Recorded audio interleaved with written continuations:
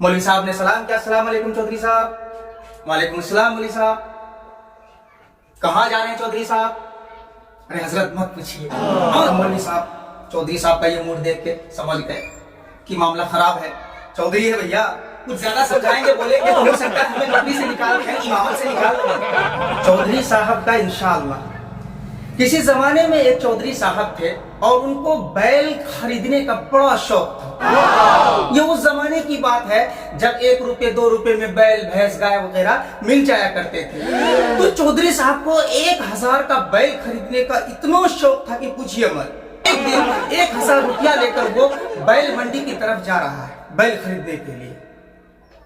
और चौधरी साहब जो है मारे खुशी के फूले नहीं समा रहा है, वाह आज तो मेरे पास 1000 रुपया है, आज मैं अपने शौक का अपने पसंदीदा बैल मैं खरीदूंगा।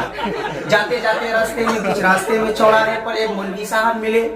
मौलवी साहब ने सलाम किया, अस्सलाम वालेकुम चौधरी साहब। वालेकुम अस्सलाम मौलवी साहब। कहाँ जा रहे हैं चौधरी साहब? अरे हजरत मत पूछिए, आज मैं अपना मनपसंद बैल खरीदने के लिए बैल मंडी जा रहा हूँ, 1000 का बैल खरीदूंगा। मौलवी साहब कहने लगे, चौधरी साहब इंशाअल्लाह कहिए, इंशाअल्लाह खरीदूंगा। अब चौधरी साहब कहने लगे, खामखा आप लोग परेशान कर देते हैं।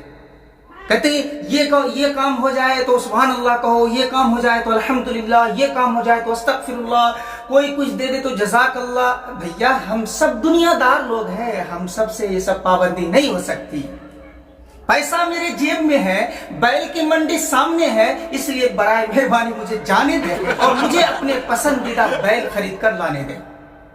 अब मौलवी साहब चौधरी साहब का ये मूड देख के समझ गए कि मामला खराब है। चौधरी है भैया, कुछ ज्यादा समझाएंगे बोलेंगे तो हो सकता है हमें नौकरी से निकाल दें, यानी इमामत से निकाल दें।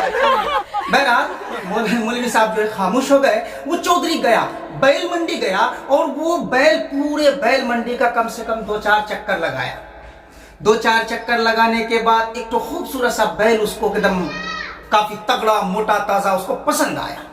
1000 रुपया उसकी कीमत तय हो गई। सारा कागज पेपर वगैरह लिखाई पढ़ाई हो गया था, मुंशी सब कुछ रेडी कर चुका था। अब मुंशी कह रहा है, चौधरी साहब पैसा तो लाए होंगे आप, दीजिए 1000 रुपया जमा कीजिए। अब चौधरी साहब जेब में हाथ डाल रहे हैं, रुपये न डाल, पैसा है ये नहीं। चौधरी साहब का जेब कट चुका था।